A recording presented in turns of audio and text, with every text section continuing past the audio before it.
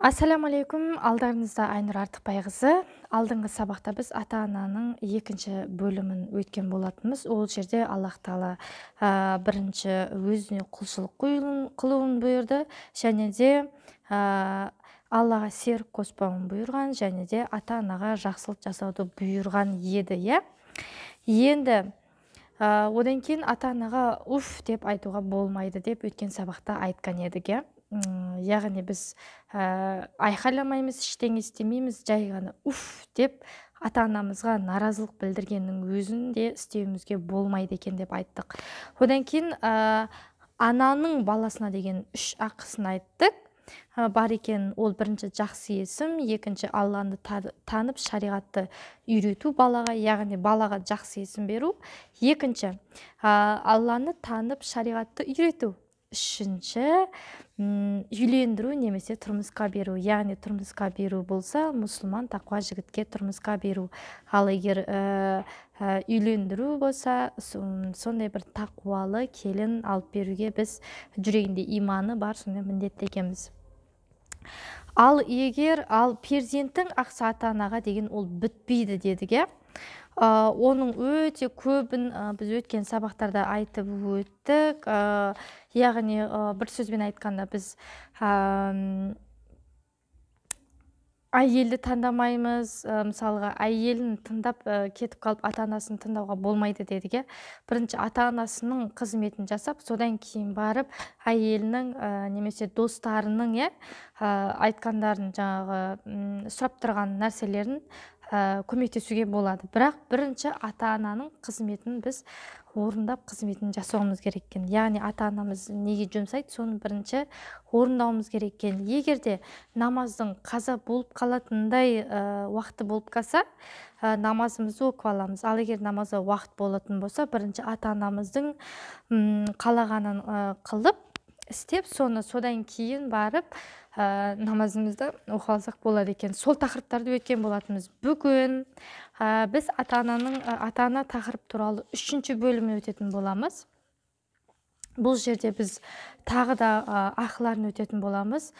Бала ата-анаға деген ақысы, иә. Біз не істеуіміз керек, соны әлі біткен жоқпыз. Соны бірнешеуін өтетін боламыз. Және де тірі кезінде біз бұл тақырыптың барлығын ата-ана тірі кезінде біз не істеуіміз керек, соны өтеміз.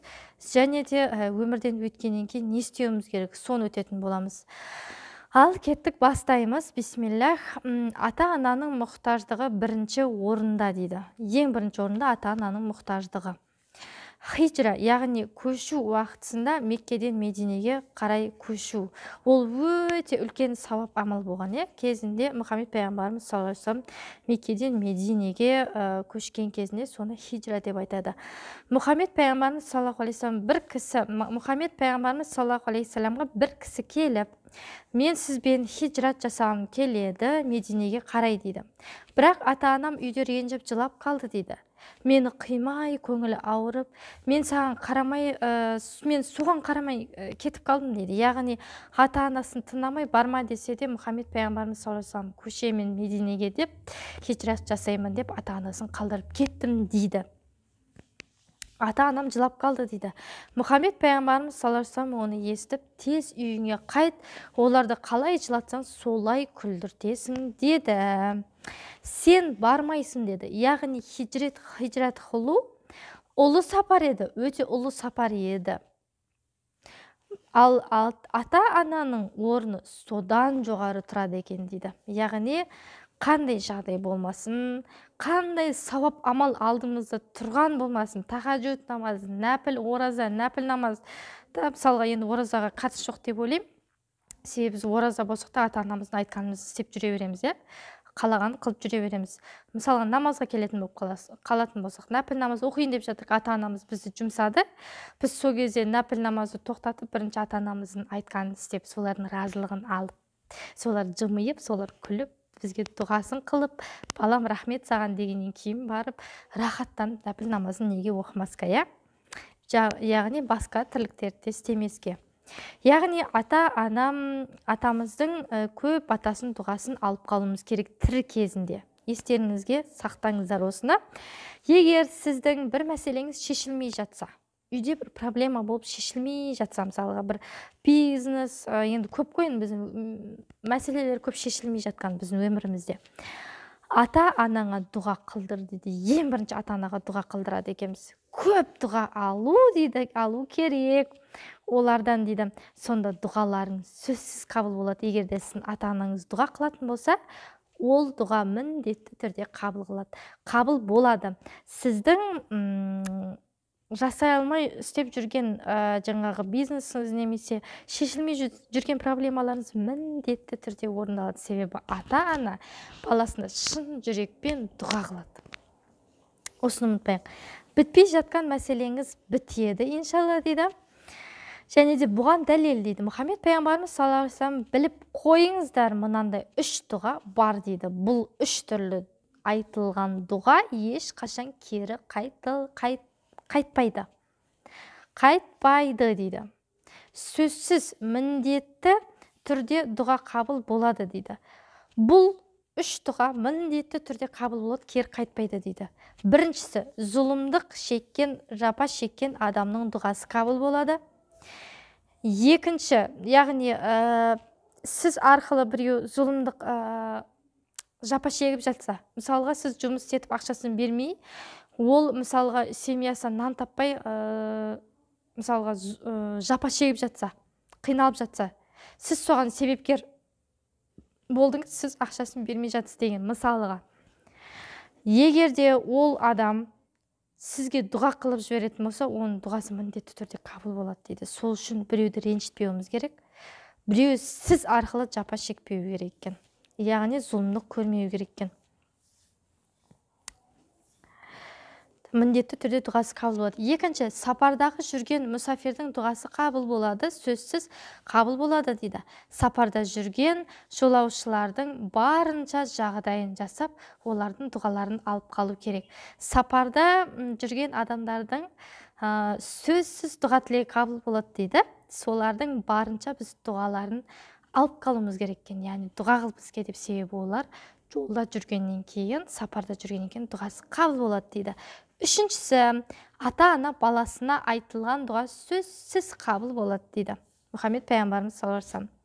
Егер де ата-ана айырылып кеткен болса, уақытысында ажырасып кеткен болса, әкесі немесе анасы туралы баласы жаман айтып жатса, мысалға ол кішкентай кезінде әкесінен айырылған, анасымен қалған, сөйтіп әкесін жамандап жатса, мен әкем бүйтіп кеткен, анандай бүйтіп кеткен, сөйтіп кеткен деп біраз жақсы нәрсе айтып жатқан жоқ әкесі туралы. Бірақ ол әкесін кішкентай кезінде айырылысып кеткен көрмейді да, білмейді да. Сол нәрсені сөйлемеу керек дейді. Екеуінің араларында болған нәрсеге баланың араласатын хақысы жоқ дейді. Түсіндік па? Хақысы жоқ дейді. Баланың міндеті ананы құрметтеу, әкені құрметтеу дейді, болады дейді.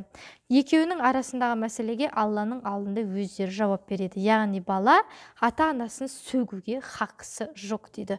Осыны есімізде сақтап алайық.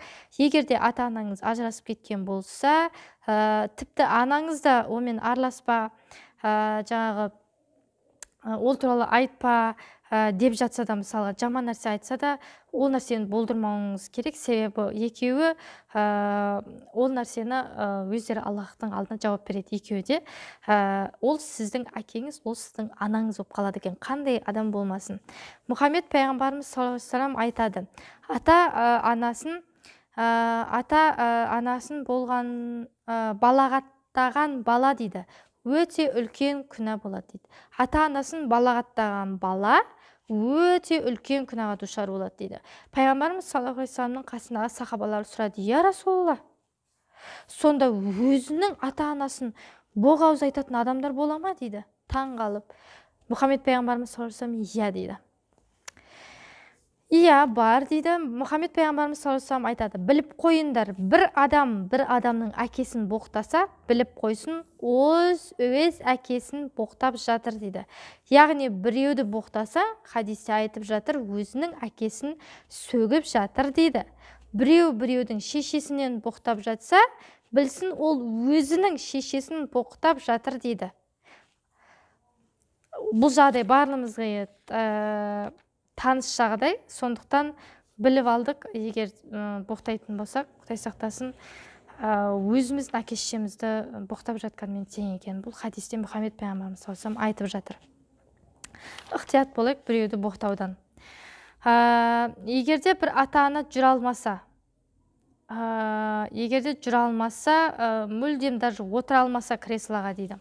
Егерде ата-анасы қартайып Меккеге, яғни қажылыққа бара алмаса дейді.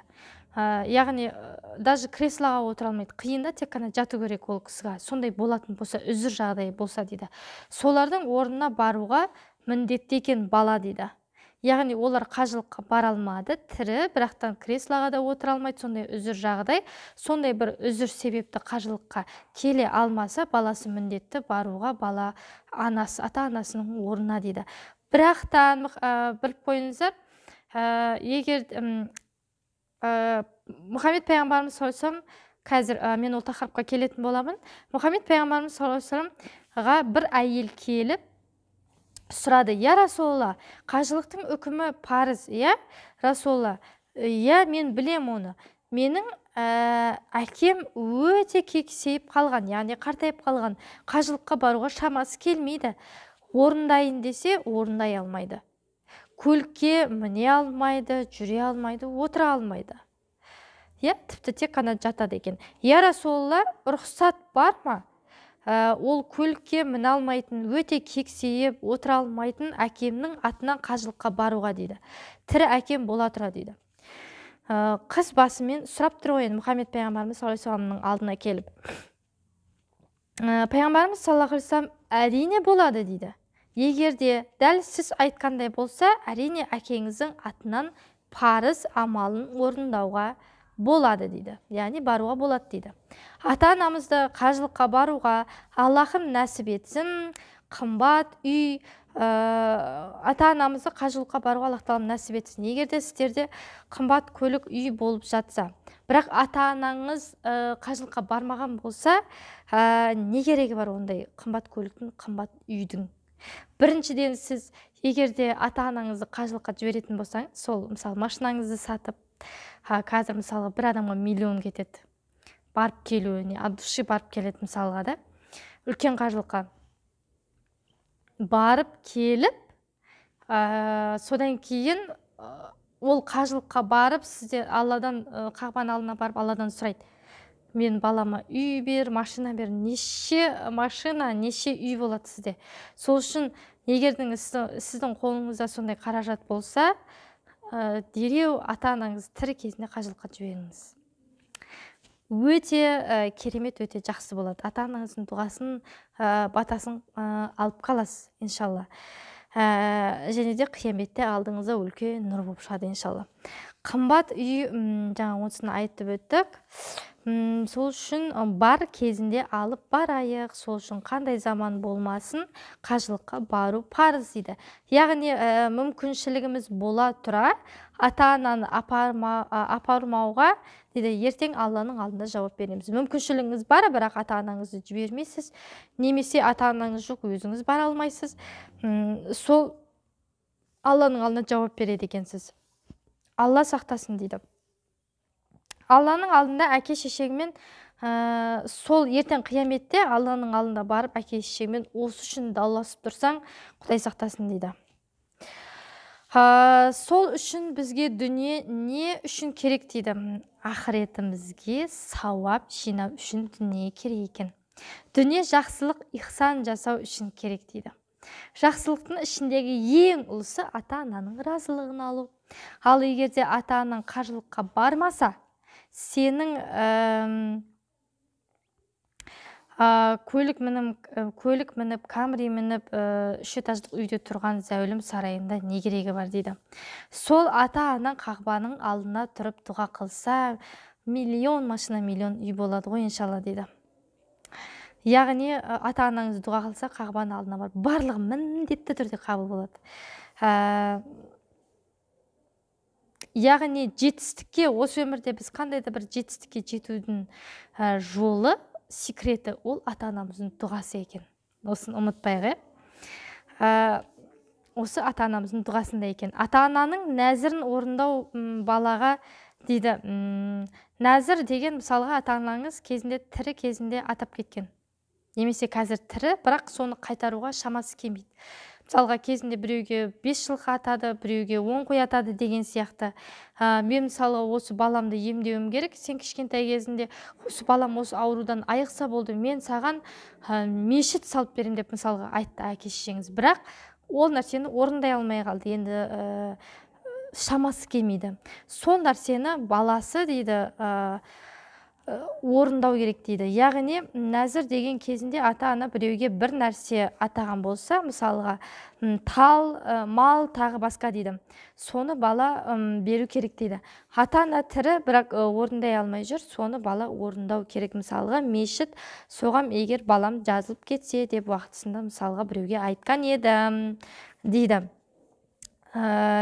Ата-ананың қолынан дұғасын алып қалу өте үлкен дұғасын алып қалу өте үлкен сауап екен. Және де ата-ананың налынған дұғасын алып қалу өте үлкен күнә екен. Налынған, мысалға сізге ренжіп, балам осы көгерме, сен андай не қыл, енді ата-ана бекерден бекер оны айтпайды, білесіздер, иә? Ата-ана мәжбүрді дегенде соған алып барады бала. Содан кейін сен көгерме, сен мысалы ұрпағың болмасын деп мысалға налынған дұғасы болса, өте үлкен күнә екен ол. Біліп қойыңыздар, Мұхаммед пайғамбарымыз саллаллаху алейхи ва саллям айтады, біліп қойыңыздар, қиямет мынандай 3 топтағы адамға дейді, Алла Тағала назарында салмайды дейді. Яғни рахметін төкпей, назарын салып көңіл бөлмейді дейді. Вообще ол адамдарға дейді. Алла сақтасын. Бірінші сол қандай адам десеңіз, ата-анасына ақ болған, яғни әке-шешесі тірі бола тұра, көңілдерін ауыртып, айтқандарын істемей, ата-анасын ренжітіп деп айтқан. Яғни ол ата-ана сен де балам болғаннан болмаған артық деп налынған дұғасы, мысалға айтып жатырмыз. Сондай бір дұғасын налынып тұрып айтып қойған болса, ол бала қандай амал жасаған болса да дейді, ол бала қандай амал жасаған болса да, сіздің әке-шешеңіздің налынған дұғасы ол кетпейді екен. Алла оған назарын салмайды екен о дүниеде.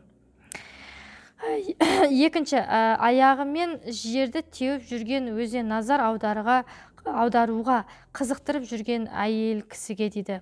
Ертең қияметке Алла оған назар салмайды дейді. Яғни каблугын киіп, шашын жайып, әтірлерін сеуіп, әдемі қылып, боянып, еркектерді өзіне назар аудару үшін каблугын тықылдатып, шашын жайып, келе жатқан өзіне назар аударуға, соның барлығын біреулер, еркектер маған қарасын деген оймен жасаған әйелдерге дейді, ертең қияметте Алла Тағала назарын да салмайды дейді. Яғни ол адам ұмыт, Алла үшін болды. Құдай сақтасын. Әйел адам әдемі киініп алып, әтір сеуініп, ерлерді өзіне қарату үшін жерді тоқылдатып жүрсе дейді, ол болмайды дейді. Сол адамға Аллах Тағала назарын аудармайды дейді. Және де үшінші, әйелін, қыздарын, қарындасын қызғанбайтын еркектерге Аллах Тағала назар салып қарамайды дейді. Яғни әйелдерімізге орамал тақтырып, ұзын кидіріп, қыздарымызға да, яғни бөгде еркектердің көзі қызығып қарап, әдемісін-ай деп қарамау үшін біз әрине осылай киініп жүруіміз керек. Соны қызғанбайтын адамдарды айтып жатыр. Ол адамдарға Аллах Тағала назар аудармайды қияметте дейді. Яғни ата-анаңа қызмет ету себепті сен жәннатқа барасың, немесе ата-анаңа қызмет етудің себепті тозаққа кіріп кетуі мүмкін екен дейді. Тірі кезінде сыйлап қызмет ету керек, дұғасын алып қалу керек. Мысалға, әке күн ысып кетті маған, мысалға әке айтып жатыр, күн ысып кетті, балам маған пиво алып кел десе, бұл шариғатқа қарсы, бірақ әке-шешенің айтқанын істеуіміз керек. Не істейміз? Шариғатқа қарама-қарсы болса, біз әкемізге барып сок алып кеп береміз. Яғни жоқ, әкелмеймін демейміз, ол жерде ұрсып тұрып алмаймыз. Әке, ол харам, ойбай, сен кәпірсің, ішуге болмайды, анау-мынау емес. Сен әкемен айтыспауың керек, үндемей барып өзіне пайдалы бір сок алып кеп берсеңіз, нұр үстіне нұр. Сонда ол келесіде сізді пивоға жұмсамайды. Және де ата-анаға бұл жағдайда дейді, егер ата-ана сізді харам нәрсеге жұмсаса, ата-анаға итағат етпейді, яғни сол нәрсесін орындамайды да, басқа нәрсеге айналдырып, сол мысалы жаман нәрсесін жақсы нәрсеге айналдырып кетуіміз керек екен. Яғни күнәні істемейді және қатты сөйлемейді әкесіне. Ұрыспай әкесіне мысалға қымыз әкеп берсеңіз болады дейді. Мысалға Ибрахим алейхиссаламның әкесі пұттарды істейтін кісі болған, пұт істейтін кісі болған. Ибрахим алейхиссалам ол пайғамбар болған, білесіздер. Және де соның әкесі пұт істейтін кісі болған. Сол кезде Ибрахим алейхиссалам әкешім, әкешім, әкешім деп әкешіне дұға қылған Аллах тағалаға. Сондай бір мейірімді қылып, соның әсерінен, сол дұғаның кереметтілігінен Аллах тағала Ибрахим алейхиссалама Исмаил алейхиссаламден ұл перзент берді. Білесіздер, оны берген кезінде Ибрахим алейхиссаламның түсіне қайта кіре береді. Ол пайғамбарлардың түстері уақи болған. Яғни баласын бауыздап жаңағы не қылу керек Алланың алдында, оны білесіздер, төбеден көк қошқар түседі. Сол кезде баланы не қылмай, бауыздамай Ибрахим алейхиссалам көк қошқарды сояды. Сол кезде баланың сондай мейірімділігі, әкешім сен маған қарап қазір мені соя алмай қаласың, бауыздай алмай қаласың ғой. Сондықтан сен маған қарама, мен саған қарамайын деп былайын теріс қарап жатып алады. Сондай әкешім деген перзентті беріп қояды дейді Аллах тағала, беріп қойды дейді.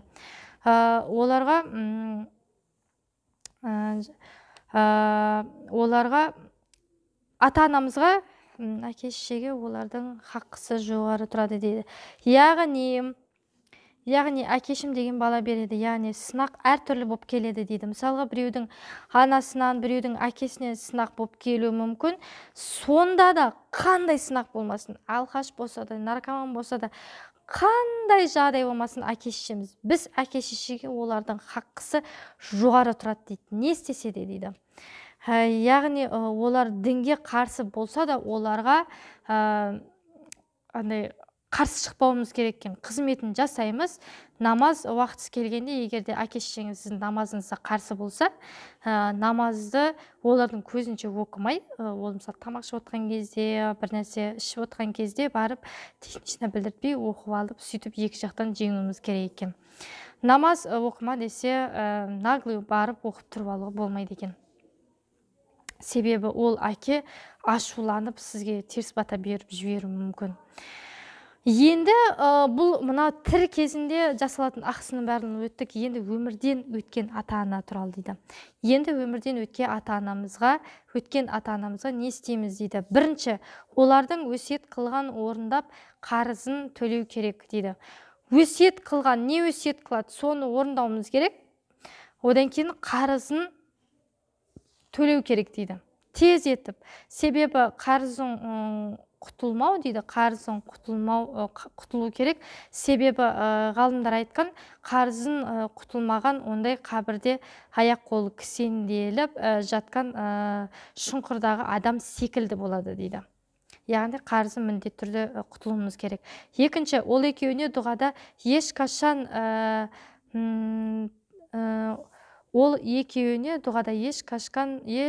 тоқтатпау керек дейді.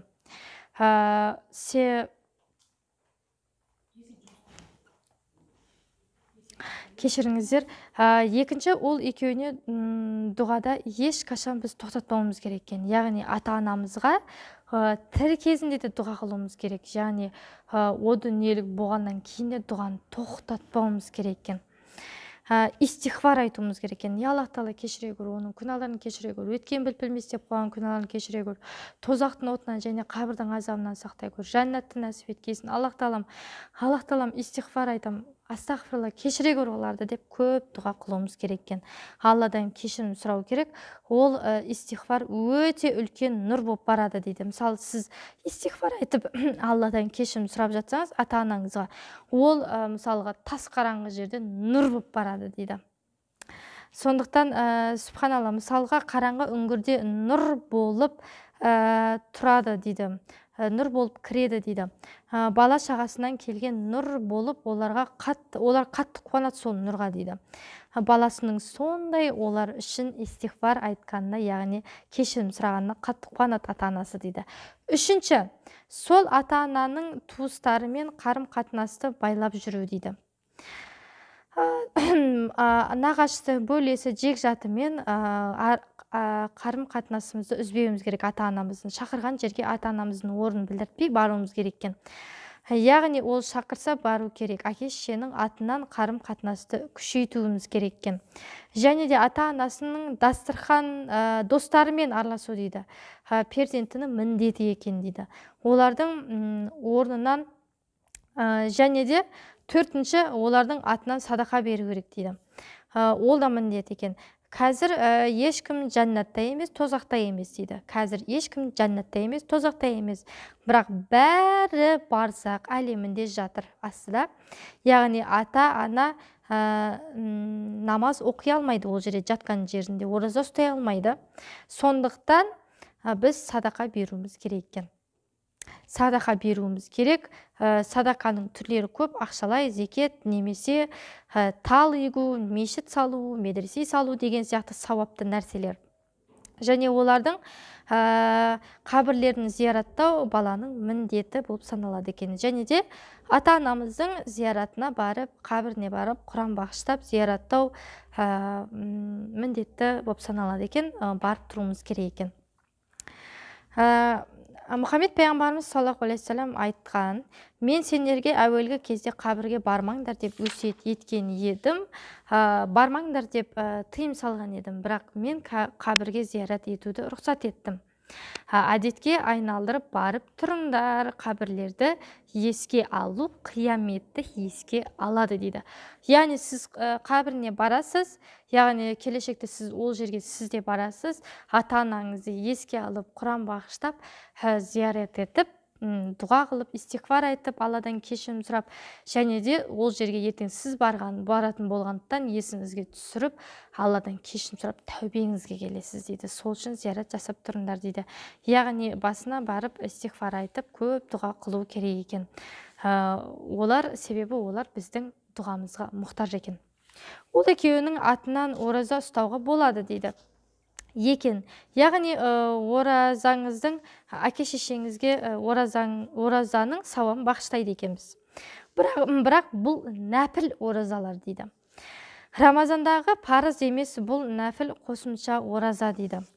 Яғни Мұхаммед пайғамбарымыз саллаллаху алейхи вассаламға әйел кісі келді. Сұрап жатыр: менің анамның 2 айлық қарызы бар еді, ол қайтыс болып кеткен. Соны мен орындап берсем бола ма дейді. Мұхаммед пайғамбарымыз саллаллаху алейхи вассалам: иә, болады. Бірақ ораза кезінде емес, оразадан кейін, оразаның алдында немесе де оразадан кейін тұтып беруіңе болады деген. Яғни ата-ананың, қайтыс болған ата-ананың қаза болған оразасын оразаның алдында немесе оразадан кейін бір күндеп, 2 күндеп жазып тұтып берсек болады екен. Баласы ата-ананың қаза оразасын. Неге ораза айында біз тұта алмаймыз? Себебі ораза айында ол бізге қылған парыз. Ораза айында біз өзіміз үшін ораза ұстаймыз, және өзіміздің атымыздан ораза біткеннен кейін нәпіл ораза ата-анамыздың қарызын тұтып берсек болады екен. Тұтып берсең болады, қаза оразасын бөліп 1 күннен 2 күннен жазып тұрсаң болады дейді. Әйел кісі жарайды деп тағы сұрайды: анамның қажылығын жасай алмай қалған еді, соған қажылығын қылсам бола ма дейді. Мұхаммед пайғамбарымыз саллаллаху алейхи вассалам: болады дейді. Анаңның атынан бару керек. Егер адам өмірінде қажылыққа бармаған болса, бірінші өзінің атынан қажылыққа барады, одан кейін атасының атынан, егер де өмірінде ата-анасы қажылыққа бармаса, одан кейін анасының атынан немесе әкесінің атынан баруына болады дейді. Яғни бірінші өзінің атынан қажылық қылады, одан кейін ата-анасының атынан, кейінгі жылы атасының артынан, әкесінің артынан баруға болады дейді. Және де сол оразаның қажылықтың сауабын ата-анамызға бағыштайды екенбіз. Әке-шешенің атынан баруға болады дейді. Яғни кейін әйел тағы да айтты: мен анамның атынан бір құл қызды босатып, ақшасын төлеп озат қылдым дейді. Ол кезде бір құлдың несі 100 түйе болған. 100 түйе құны. Соның сауабын бағыштасам бола ма деген.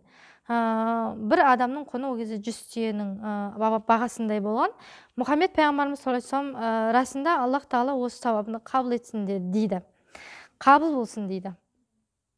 Яғни көрдіңіздер ме, ата-ананың атынан садақа да, ораза да тұтып берсек болады. Қарыз, яғни қаза оразасын, бірақ ораза айында емес. Нәпіл оразаларда бір-бір күнеп тұтып берсек болады екен.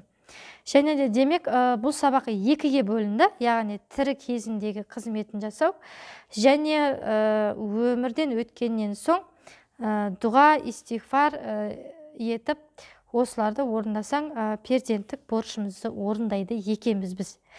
Аллахым тірі ата-анамызға күш қуат берсін, өміріне берекет берсін, өмірден ата-анамызды, тірі анамызға Аллах тағала күш қуат берсін, жүректеріне мықты иман берсін, иншалла.